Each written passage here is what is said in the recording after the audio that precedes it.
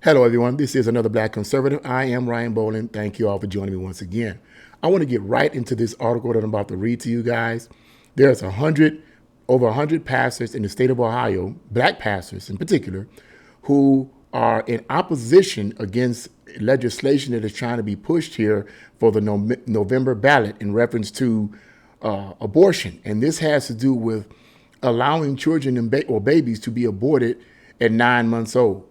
9 months old, you can abort the baby. But in addition to that, as the article is going to explain, this would also be legislation that would allow children to get an abortion without consulting their parents.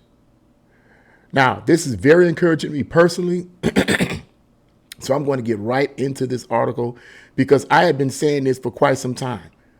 Other YouTubers, African-American YouTubers, and YouTubers in general that understand the history of abortion in general and abortion in reference to the black community as a whole, they understand that this has a terrible effect upon black people. But let's get right into this article.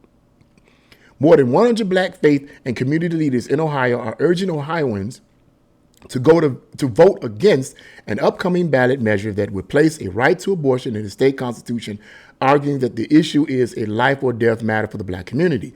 The bipartisan group of black faith leaders organized by Choose Life Ohio released a joint letter Tuesday in opposition to issue 1. The ballot initiative Ohioans will vote on in November. The faith leaders argued that the issue is not partisan or a party line vote, highlighting the impact abortion has had on black women and families. And that's what it is. It's not a party line. It's not a Democratic situation or Republican situation, although the Democratic Party is the one that's pushing this the most among black families. It's not these faith leaders, these black faith leaders are not about whether you're Republican or whether you vote Democrat or Republican. That's not what it's about. It's about human life here, okay? Ohio Issue 1 would establish a constitutional right to, quote, make and carry out one's own reproductive decisions, including abortion, contraceptives, and fertility treatment. The amendment would allow the state to restrict abortion after fetal viability, but not when deemed, quote, necessary to protect the pregnant patient's life or health. The black community has been the target of the abortion industry for decades, beginning with the deplorable ideology of racist eugenist Margaret Sanger, get that, whose Planned Parenthood organization purposefully established abortion mills in minority neighborhoods and targeted our communities for abortion, the letter reads. Excuse me, I've been saying it for I don't know how long.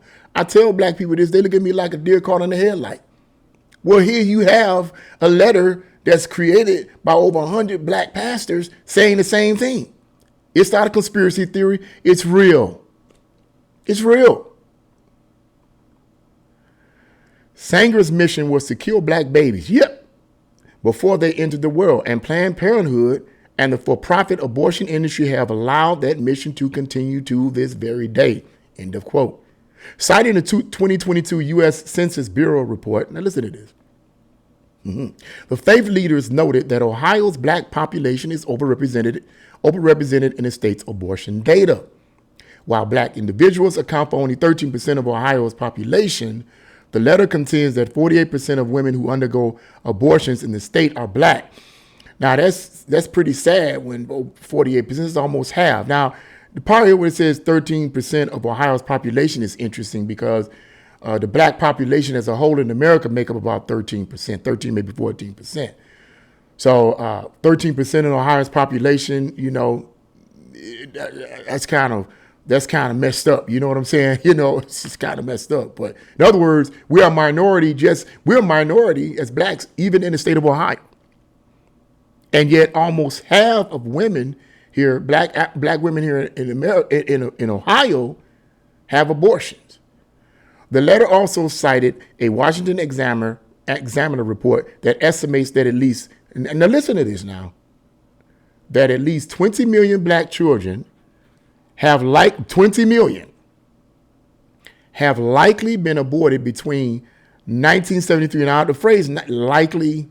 I've heard of other sources that stated that it was actually that at least likely is kind of like, well, maybe, maybe not.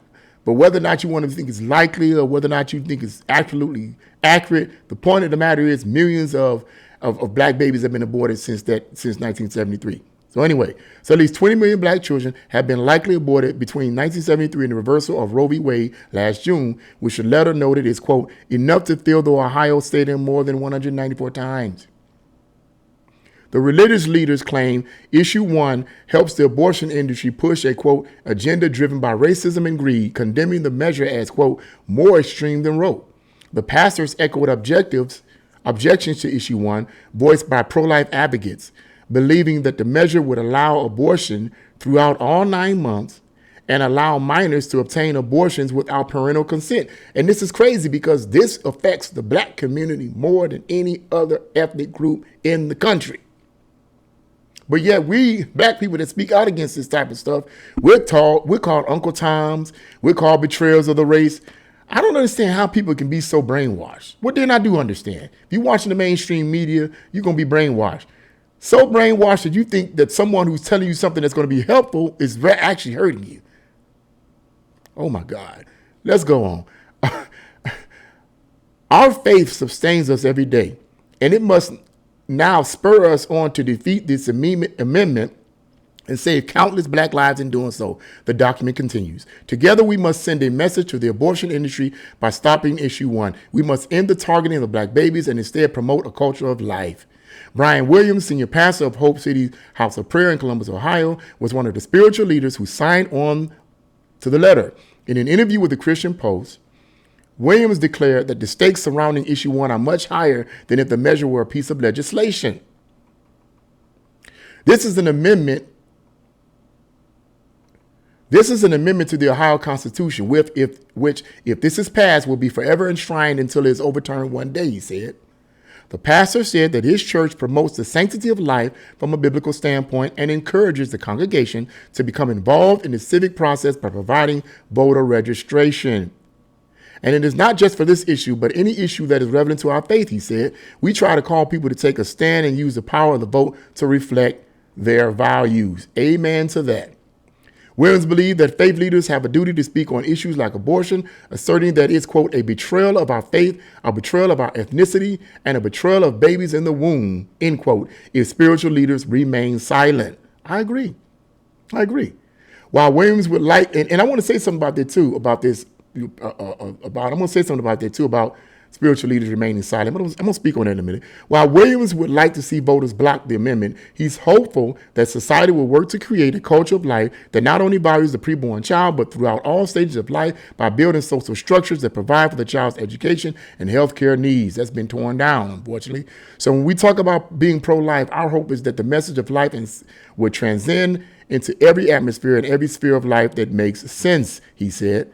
Regardless of the outcome, the pastor will continue to advocate against abortion because the public will likely look to Ohio as an example as other states throughout the country potentially seek to enact similar measures. So I think an extra incentive for us is realizing that people are watching Ohio, especially black leaders addressing this who historically have been in lockstep with the Democratic Party, Williams said. These are his words. He said the pastors have been in lockstep with it. They've been supporting them. And that's the end of the article right there. Yeah, well, yeah. And I had to talk because I think that's very, very good news.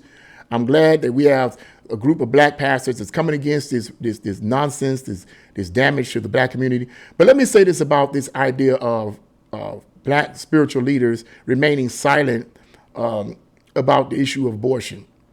I think part of the reason for that is because a lot of our black leaders are not educated or informed about the history of abortion. They're unfamiliar with Margaret Sanger's. They don't know what her purpose or objective is. I'm talking about modern day black leaders because she wrote a letter to black leaders during that time in the early 1900s and convinced them that you're doing a good thing when in reality they weren't doing a good thing. But that's another story, and I digress. You can read up on that on your own. But a lot of black leaders are not educated on whom Margaret Sanger is, but also a lot of black leaders in our societies have been indoctrinated to believe in this concept of separation of church and state, rather. The problem with that indoctrination is that it is not accurate. and I've said this in previous videos before, I've said it on my other YouTube channel, the phrase separation of church and state was created by Thomas Jefferson when he wrote a letter to a group of Christians known as the Dansbury Church or the Dansbury Christians in the late 1700s. He wrote this letter to them to basically combat a belief system that they held. And that belief system was this. These Danbury Christians believed or feared that the new religion of the country, that the country or the politicians would pick a particular denomination to be the state-sanctioned denomination for all the different Protestant Christians or Christians within America at that time. Just like it was in Great Britain. In Great Britain, they had a state church. I think it was called the Church of England. I don't remember what particular denomination, but it was called the Church of England. And initially, all Christians, regardless of your denomination, had to submit to the Church of England, which was in bed with the British government. You had to submit to the way they wanted you to do things, wanted do things to be done, and if you didn't, you'd be persecuted. And these Danbury Christians feared that. They feared that type of philosophy would be implanted within the new American Constitution. But Thomas Jefferson wrote that letter to state to them that no, that would not be the case, and that the phrase separation of church and state, the government would be so organized that it would basically the Constitution would protect the church from the state and not the state from the church. The phrase separation of church and state was created to protect the church from the government, not the government from the church. But when liberals spin it, they try to spin it to make it look like it's purely secular situation and the church shouldn't have nothing to say about what's going on in politics. So a lot of black leaders have this idea that we're not supposed to say anything about politics at all. We stay out of politics because of separation of church and state. We're not supposed to say anything about it. We're not supposed to do anything about it. Let them do what they do. The problem with their philosophy is incorrect. That is not what Thomas Jefferson meant when he wrote that phrase. And also, the phrase separation of church and state is not in the Constitution. But when you hear politicians say that, whether they're Republican or Democrat, it's not in the Constitution. That's a lie. It's in the letter that Thomas Jefferson wrote to the Dansbury Christians to refute this idea of one religion that would control the whole country. So when black pastors are more educated on what it means to be what the phrase separation of church and state mean, then they can speak on these issues, because when politicians tell you separation of church and state, church, shut up, don't say nothing about abortion, woo, woo, woo, woo, while they're telling you to keep your mouth shut, they're creating legislation that will go in the back door and kill up your babies and convince your people that it's all right to go ahead and have these abortions because, hey, you have a right to control your body. Bull crap. That's BS. People need to be educated about history. And a lot of these black pastors are not.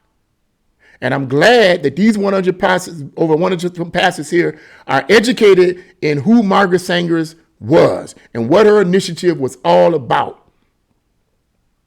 They were educated, and I thank God for that. So I wanted to bring this, what I consider to be good news, okay, that we actually have black pastors, spiritual leaders, okay, getting up and saying, no, we need to stop this. We need to stop this. We need to stop this because this is killing up our people. It's taking our people, and like I said, racism and greed. That's what it's all about. And unfortunately, the Democratic Party is what Margaret Sanger supported the most. The Democratic Party supported her. She supported the Democratic Party because they had the same ideology. It is what it is. It is what it is. If people can get upset, they can get mad, they can do whatever they want to do. But I'm going to tell you what it is. So that's the issue. So more black pastors need to speak out against this, and they need to educate their people and their congregation as to what this really is all about, or just put in the minds of their congregation, go out and do your own study on who Margaret Sanger is. Go out and do your own study about the statistical data that have hurt the black community in reference to abortions. Go and do your own research, and you'll find out just how detrimental this ideology is to the black community. Why do we still only make up 13% of the population in America? Why haven't our numbers risen? Could it be we killing one? One statistic state for every child that is born,